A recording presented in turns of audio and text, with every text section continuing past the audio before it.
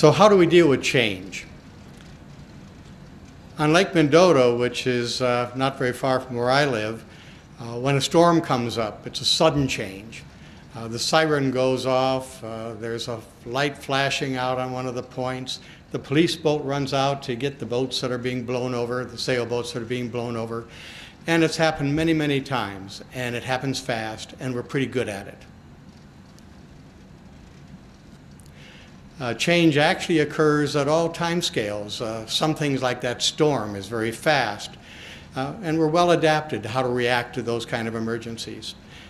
Day and night, we know when to go to bed. We know when to go fishing for muskie in the middle of the night and walleye at dawn and dusk. And on the seasonal basis, we know when to put out our crops, we know when to plow, we know when to do whatever we do. We're well adapted to that. But as we get into longer and longer time periods, I argue that it's more and more difficult for us to learn how to deal with the changes that are going on because they're very slow. And in lakes, eutrophication and land use has played a big role, and that takes place over decades. But today I'm going to talk about climate change, and climate change takes place over decades and centuries. And from my perspective, if you can just read that, I can't read it from here. Oh, I can too. Things like climate change and their effects are handed down to us from earlier generations. We either ameliorate them a little bit or add a little bit to it, and we pass it on to our kids who pass it on to our grandchildren. They occur slowly, and they sneak up on us. And we're unwilling to face them soon enough. We tend to see the short-term positives. I don't know how many people said, oh, it's going to be warm in Wisconsin. I won't have to be out in the cold winter. That's a short-term positive. And people tend to see those and tend to what's really happening to the operation of the systems that we live in. And there's little recognition that everything really is connected to everything else. I'm going to talk about three things, mostly the ice cover on lakes and some water flow stuff. I think I'll skip over the fish stuff. I think that we very often live in what I call the invisible present. We tend to have a very short-term period over which we think of things. We think things that we see happening on the farm or in our city or wherever, whatever caused them started last week or a year ago. Very, very present. And I'd like to show you what happens when you live in the invisible present, or more importantly, when you move out of the invisible present. For example, that's the duration of ice cover on Lake Mendota in 1 year, and that's the invisible present. It doesn't tell you very much about anything. It's an interesting physical phenomenon. And I'm going to open up this time series. People began to record the ice dates on Mendota and many other lakes around the world in the 1850s or so. If we open it up to 10 years, all of a sudden we see that, in fact, that was an oddball year. Something was funny about that year. We also note that it's highly variable, that, in fact, even something, all the energy it takes to freeze and break up a lake varies greatly from winter to winter. If we open it up to 50 years, we now begin to see something else. I put a circle on every year that followed the onset of what we call an El Nino. And an El Nino is named after the Christ child. It's from a change in the oceanography that used to occur off Peru. But a climate scientist measures El Nino and call it the Southern Ocean Oscillation, or the Southern Ocean Index, and it's based on the pressure difference between two places that are not close to here at all, Darwin, Australia, and Papeete in Tahiti. And that oscillation of pressure across the Central Pacific influences the weather patterns and the year-to-year variability in Wisconsin. And when we have a El Nino year, the ice cover on Madison Lakes is very short. So let's open it up to the whole time series. Here's this 150-year time series, a lay series that wasn't started by scientists. It was probably started by people that were happy to see spring come and the ice break up. It was probably done by people who were using the lake for transportation. It was probably done for people who were making ice. There was an ice plant on each one of the Madison lakes, and I'm sure there were on the Maconomowoc lakes. What you see here is a line drawn through this that shows the slow change. If you were, when I talk to young people, I say that if you picked any time period about the length of your life and plugged it onto this graph, you would not be able to see that change was occurring at all, because there's so much year-to-year variability, so much noise in the system, and that in fact, you would say, oh, in fact, what people often do, they'll see a short ice cover and they'll say, boy, climate change is rolling down on us, and then 2 years later it'll be one of the longer ice covers, and they'll say that was a bunch of hooey. And so we often tend to react to that inter-year variability in weather and climate, and that variability is part of climate. But you'll note that if we have the record for that whole period, that the ice cover duration on Lake Mendota is about a month less per year now than it was 150 years ago. This is much larger than the measurement error.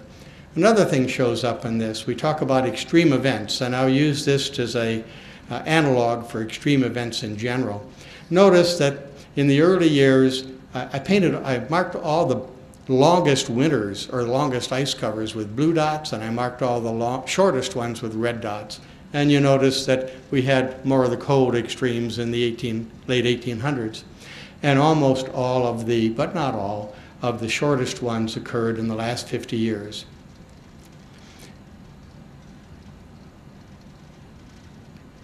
That lowest point, you see the one on the far right?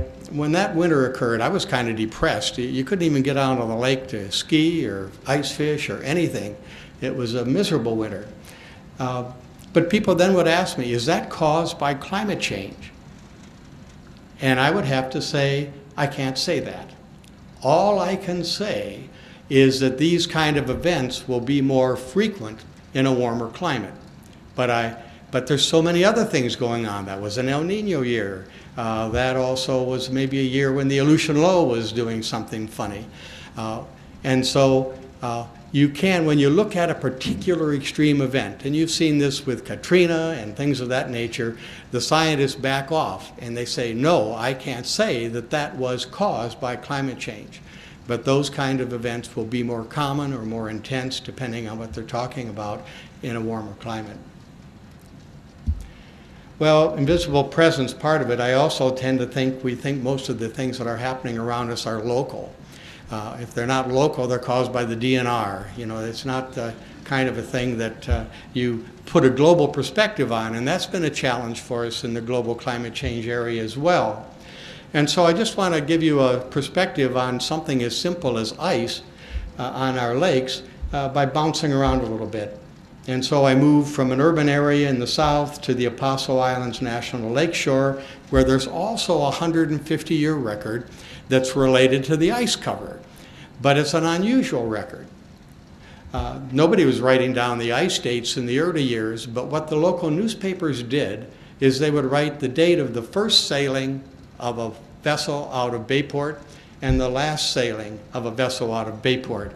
And that whole peninsula in the early years was serviced by boats. There weren't any roads to speak of. And so a young high school student from Red Cliff aggregated all those newspaper records and wrote down the first date and the last date that a boat came to Bayfield. And here's what he saw. Now, the duration of ice cover on Lake Mendota, of course, would be the difference between these two lines, and it would have been greater on my side of the graph and less on the other. So here's an area that's nowhere near a big city. It's a long way from Madison. And again, these long records are often human observations rather than any agency or scientist that's been doing it. Clearly, it's changing. Well, it turns out that, you know, Wisconsinites are not unique. They did this around the country and other northern latitudes around the world. And here you see a set of graphs where I tossed out all the noise, and each one of those lines on the bottom are an ice-off date, and on the top an ice-on date. And what you see, this general pattern is true, occurs not only in Bayfield, but it occurs on Lake Baikal, it occurs in Canada, it occurs in Finland, et cetera, et cetera. And so here's a very simple observation, one that you don't even need a thermometer I mean, you know, the science technology of this is you go out to the lake and look, is it frozen today? No, well, go look tomorrow. Is it frozen today? Go look the next day. Very low tech, easy for us to relate to. I want to talk about the longest lake ice record in the world, and it comes from Suiko in Japan. It's a wonderful story.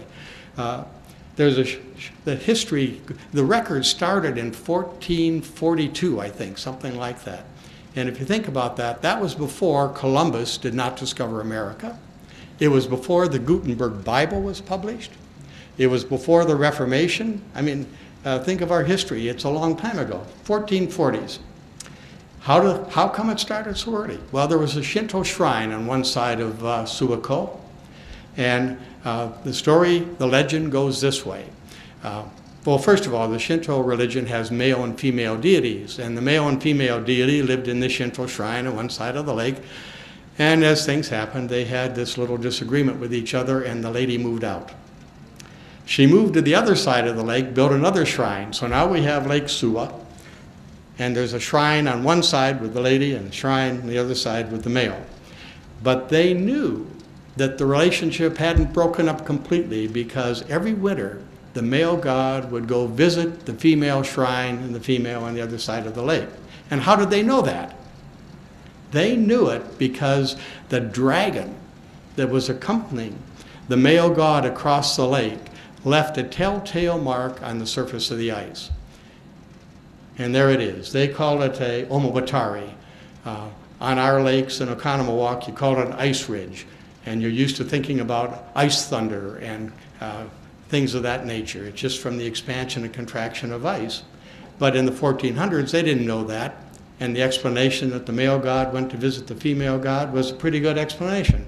And then they'd have a religious ceremony on the lake and celebrate the reunion of the gods. Well, I went there, and this is the lead priest on the right. You need help when you try to pull out old records like this. Especially, not only is it Japanese, but some of the early records were not even Japanese that a current scholar could necessarily read. But anyway, I want to show you the record. There it is. Began in 1440s. Somewhere around the beginning of the 1800s to the middle of the 1800s, there's a sharp turn, and this is the ice-on date. They not only recorded the omobatari, but they recorded the ice-on and the ice-off. They became obsessed with the ice properties on this lake. And you can see that somewhere around the beginning of the Industrial Revolution, that in fact the rate that the lake was freezing later and later and later.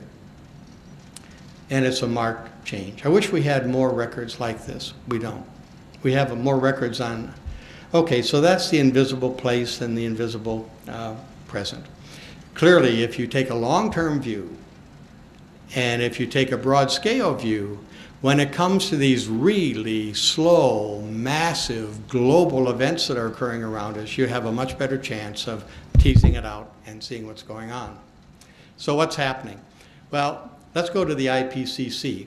The Intergovernmental Panel on Climate Change is a UN organization, and they began doing assessments of climate change in the 1990s, first, second, third, and then this last year was the fourth assessment.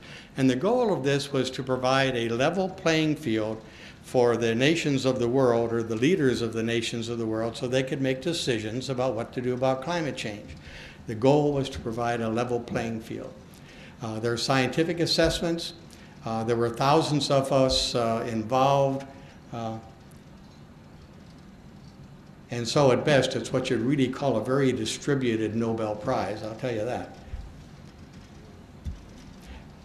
In their first volume, they talk about the climate system.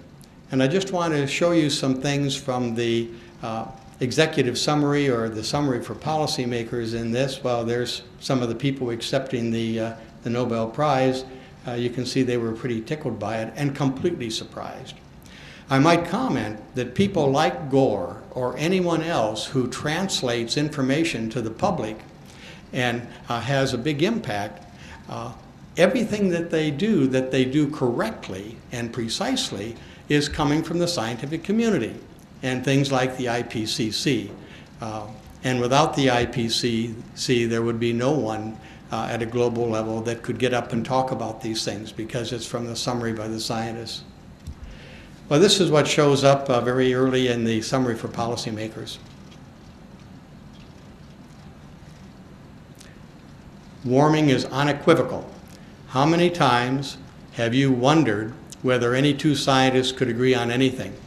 And here you have thousands of scientists, and they use a word like unequivocal. It's getting warmer. And here are a few summary graphs to make that point. The top one is the global average temperature. The middle one is the global average sea level change, and the bottom one is Northern Hemisphere snow cover. Clearly, they're not straight lines, they're not exponential lines, they're jagged and full of wonderful noise, all of which have their own causes, and it'd be fun to talk about them, but I'm not going to. The last IPCC also looked very closely at biological things, and I think these are things that the farming community could certainly relate to. They're things like the phenology of flowering, the arrival of birds, the migration northward of certain species, and so forth. And the blue columns that I have for North America and Europe are the number of significant changes between 1970 and 2004. And just look in the blue columns. In the North America, they had 455 data sets that had a significant trend. And in Europe, they had 23,000 some that had a significant trend. The bottom two right-hand corners is perhaps even more informative. Of those significant trends, 92% and 89% were in the direction you would expect for warming. And you've probably seen this over the last 30 years on the lands that you live on. Things are happening earlier and so forth. You read a little further, you find this statement.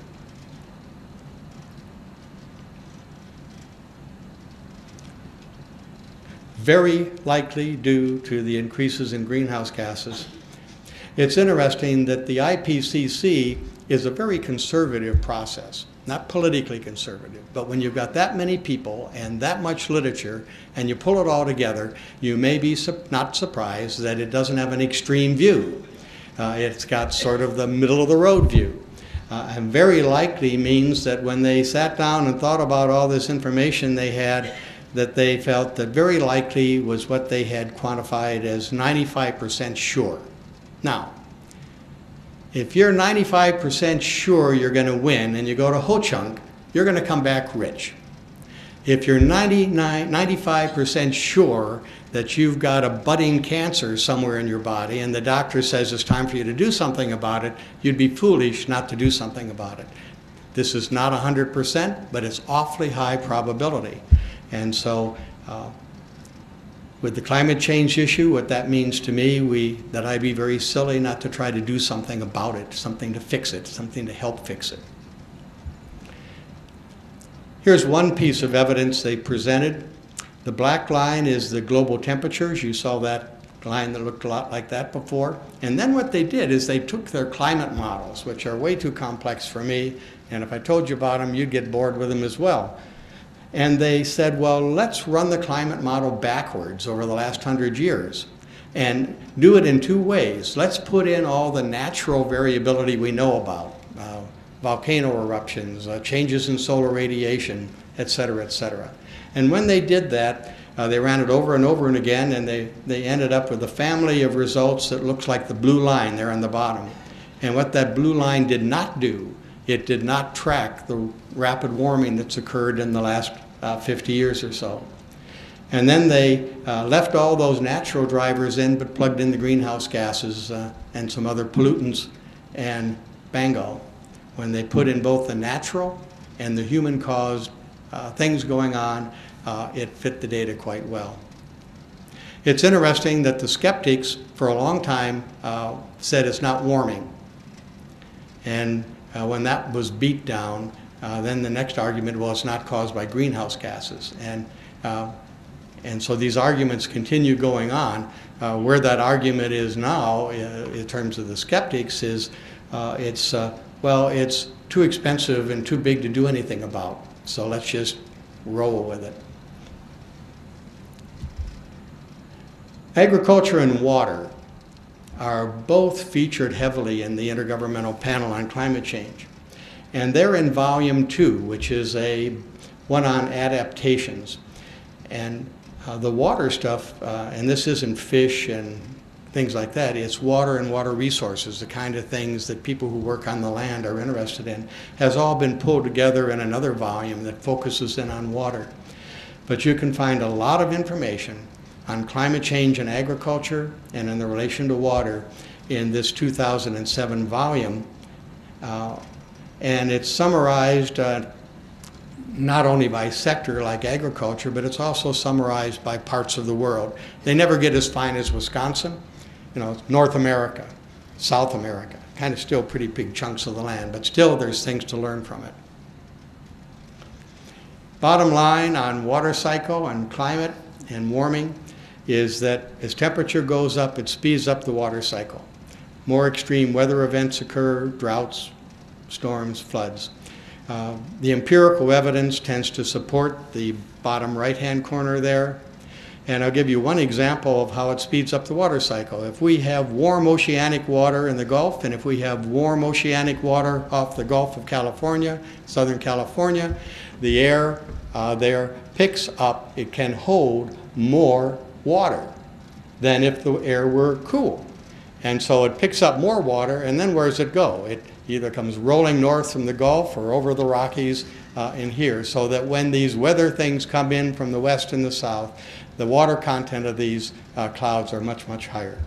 And that's one way it speeds it up, and we could go on. But there's the water cycle. You've all seen it in one form or the other. I'm going to talk about a little bit about precipitation and a little bit about surface water runoff and a little bit about groundwater. Not very much, just a little bit. First of all, what's happening to annual precipitation in the United States over the last 100 years? And those little gray circles are areas where the precipitation at a station has gone up over the last 100 years. These are just linear lines, fit through them like my ice linear lines. And the black ones are where it's decreased. Look in the Great Lakes region, Minnesota, Wisconsin, Illinois, Iowa, Michigan, Ohio, Indiana. What's happening? Over the last 100 years, it's gotten wetter. Now, climate scientists are not as confident about rain and snow as they are about temperature, but these are not modeled results. These are weather station data.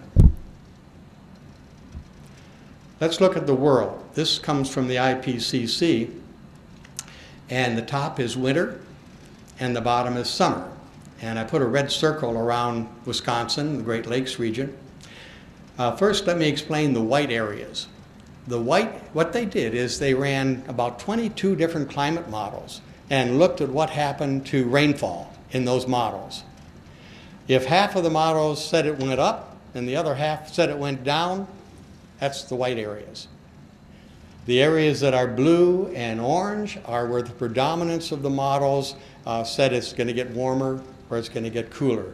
And the one with those black X's are where 90% of the models agreed in direction. So look at Wisconsin. We're in an area that's supposed to get a little wetter. And if you look, there's a lot of X's. In other words, the models agree a lot with each other in terms of this area getting wetter. And in this case, we're not talking about the last 100 years. We're talking about the next 100 years.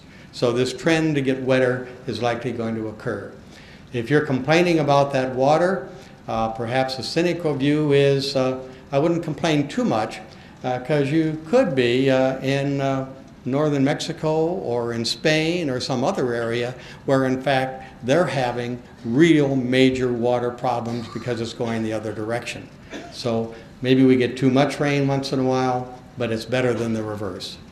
Also note that we're right at the edge of an area that gets wetter versus doesn't get wetter. And so, you know, when this gets pulled together again in 5 years, 10 years, 20 years, some of these things may move around. We're near an edge. Trends in heavy precipitation. And this just goes from 31 to the present, so about 70 years. All the black dots in this case are areas where the trends in heavy precipitation events is going up. And again, look at the Great Lakes region. This is an area not only that is getting wetter, but more of the rain is falling in extreme events. And you've probably noticed that. And this data ended in 1998. You wondered if they'd had last year and this year in, whether, in fact, this would even be greater. The Union of Concerned Scientists and the Ecological Society pulled these kind of numbers together for the Great Lakes region. And the green on the left is the last 100 years, and you can see that the frequency of heavy rainfall events is going up over the last century, and that scenarios are suggesting that it will go up in the next century. So that this pattern of having more intense rain on your land is likely to continue. Back to the IPCC, this is again a global model of runoff. And by this we mean the runoff from your fields, the runoff from the streams, and so forth. And notice again, the Great Lakes area, Wisconsin, the runoff is expected to increase. And again, while that has some very bad features and there are things that we need to work from on a conservation of soil and farming practices, you could be worse off. We could be in the Southwest, where in fact not only isn't there going to be as much rain, but there's not going to be as much runoff. Some of you have read this. How many, just give me an eye, how many of you have read this document? 1, 2. Hey gang, read it. Because it's put together by the Society, or the Water and Soil Conservation Society, and that's where I pulled those US graphs out of. And there's a lot of information. After that, they begin to talk about what are the dangers, how likely, how much will erosion increase, et cetera, et cetera. And I want to just give you a few of their key findings. It's an easy document to read too, and it's well documented with a lot of science behind it.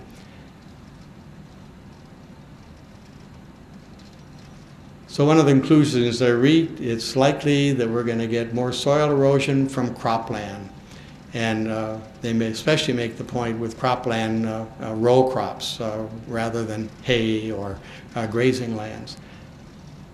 And that the increase in storm intensities will increase soil erosion, runoff, etc.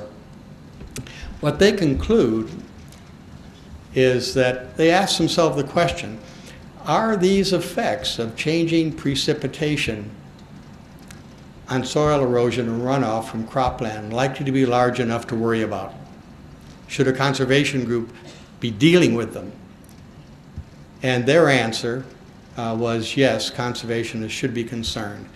And this is a very short 4-graph summary of a moderately long document, but they quantify the expectation in terms of runoff, in terms of erosion, soil loss, and things of this nature for all of North America, but in the Midwest as well.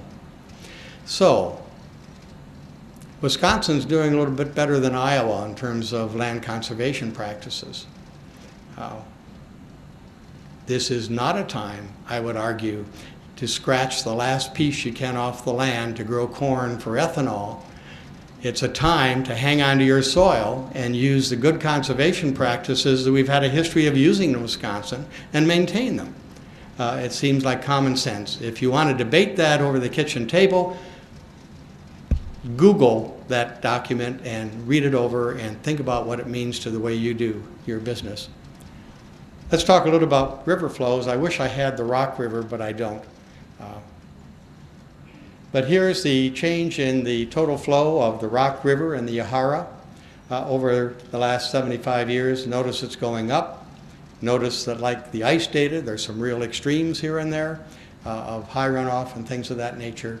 This pattern is fairly general across the Midwest, Ohio and other rivers in the Great Lakes region, that our flows are going up, and it's entirely consistent with what we've been talking about. And of course, what often catches our attention is not the soil loss. What catches the attention of people because they get displaced, and what catches the attention of the TV stations because it's a disaster, are things like what happened at Gay Mills in the 70s, or pardon me, 2007. But look at that watercolor. It's full of soil and it's full of nutrients. And in fact, the disasters for these communities, which are a major disaster, are also a disaster for the farmland that we work. It's taking the soil with it.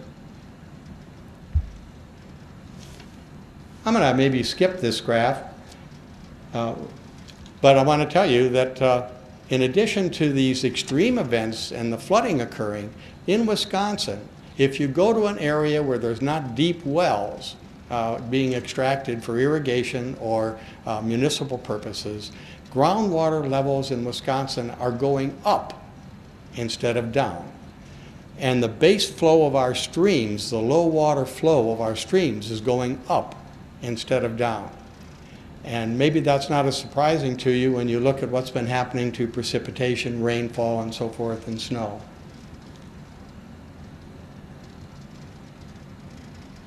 One thing that you probably have discovered is when we have these intense rain events that go on for a week or so, eventually the soil is entirely saturated, and your farmland is impervious as a city street.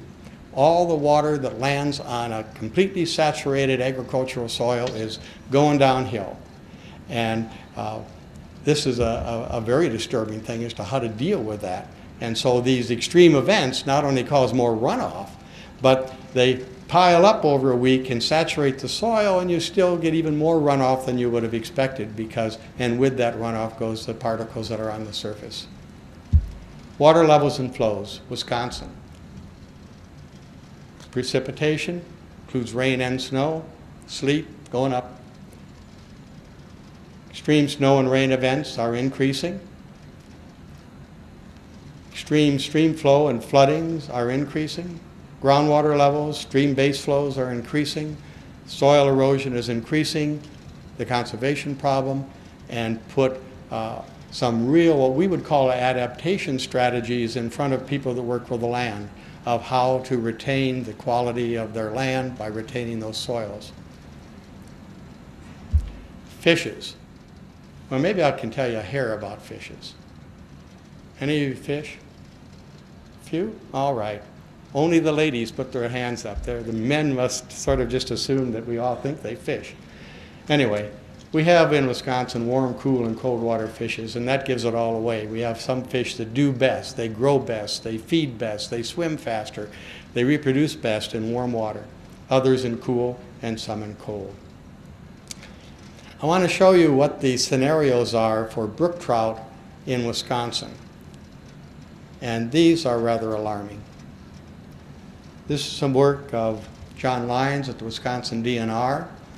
The lower left-hand corner is our current climate. The middle one is warming the climate up by 2 degrees on average, and the far right one is warming the climate up by 5.5 degrees on average. The blue are trout streams where brook trout now exist. The magenta or pink is where brook trout could not live through the year. And so if you are a trout fisher, and if you like to go to the coulee country in southwestern part of the state, if this scenario plays out, you will not be fishing for brook trout. Like many of these things, there's a lot of uncertainties. One of the things that John Lyons is trying to build into this now is the groundwater, because the groundwater, as you heard, is maybe for a while going up. And so maybe that'll help ameliorate some of these temperature increases. We'll have to see. Active area of research. I'm going to talk about the white sucker, not because it's your favorite animal, but it's got the thermal physiology of a walleye, a perch, or a northern pike. And I just want to show you what's expected in large rivers and streams for fish that have a thermal physiology like the white sucker. On the left-hand side, the blue areas are places where white sucker and those other species could now exist. These are all stream stations. The red areas are where they could not. And then This particular scientist doubled the amount of greenhouse gas in the atmosphere and recalculated it, and you notice that most of the blue areas disappear. And so here is a very moderate kind of an animal, like a walleye and a perch, in streams. They don't have a place they can go hide. There's no cold refugia. Notice that our coulee area is still cool enough for these animals. And that's because of all the groundwater there in the southwestern part of Wisconsin. I could go on a long time, but I don't want to. Fishes are concerned about the temperature very clearly. As the temperature's warm, we'll get invaders from the south, and they'll begin to interact with the species we have. And oftentimes, when you have new members in the family, it takes a while to get along with each other, and sometimes you don't. And water levels and flows, those kind of things we were talking about, are going to be a clear influence on fishes. What's the challenge of climate change? It's going to be real simple. There's two aspects of it. What to do? It's all long-term. Mitigation is how to reduce greenhouse gases so that the worst cases in the future don't play out. The governor had a greenhouse gas mitigation state task force, and you can Google that and see what they've said. You can think about whether they've got the right solutions as far as you're concerned or not. The other side is what you do on the land. How do you adapt to the changes in rainfall, the potential increases in soil loss, the loss of brook trout? Include climate change variability in planning and making decisions concerning resources, agriculture, energy, and so forth. But this is adaptation, adapting to the changes that are occurring and expected to occur. It has nothing to do with cutting greenhouse gases. And so you have both these elements. Reduce the greenhouse gases to prevent the worst possible cases down the road, and learn how to plan and adapt to the changes that are perhaps inevitable. This comes from the IPCC. Those lines on the left-hand side, it starts 100 years ago. The center is where we are now, and it runs out to the end of this century. And these are climate model scenarios that use different behaviors by human beings as to how rapidly we developed green technologies, if you like, how rapidly our populations grew, how rapidly the US, China, India, and Europe learned how to interact with each other and do some reasonable planning at a larger scale level. And business as usual, basically running our energy system the way we do now, is the red line on the top. Stopping all greenhouse gases is the yellow line. And of course, we can't do that. It's impossible. CO2 remains in the atmosphere for a long time. So even if we stopped it, it's still going to be around for the next 100 years. The blue line, I want to draw your attention to the blue line. The blue line is what some of the climate scientists that have been thinking about this in the mitigation and the social science and the political science and the economic areas have said might be possible, that our behavior might change sufficiently so that in the next 100 years we track out on the blue line. Well, notice it's still 3 degrees warmer by the end of the century. What are the challenges? I think this graph makes some of the challenges really clear. For people that are involved in energy, engineering, all the things in social science, political science, all the things that are required to reduce our greenhouse gas output, can they mitigate climate change sufficiently so that we only warm up 3 degrees rather than 7 degrees? It's a major challenge. It's not clear that we can do that, but there are a lot of people thinking about it and worrying about it. The other side of it is, well, if it only goes to 3.2, is that safe enough? Will that result in sea levels that are too dangerous? Will that involve enough soil loss in agricultural areas that productivity goes down? In other words, you have both these kind of things, and that has to do with the adaptation. Can we adapt to a 3.2 without major economic and social, whatever you want to call them, unpleasantries? Well, in addition to the Governor's Task Force, we also have in Wisconsin an initiative on climate change impacts, Wisconsin Initiative on Climate Change Impacts. and we're working on our first adaptive assessment for Wisconsin. And this is a collaboration between the universities of Wisconsin and the DNR and other agencies that work in this state. And we have a series of working groups, which is where most of the work occurs, and we do have a working group on agriculture. And I don't know how many of you know Chris Kacharik. Anybody know Chris? Anybody know Chris?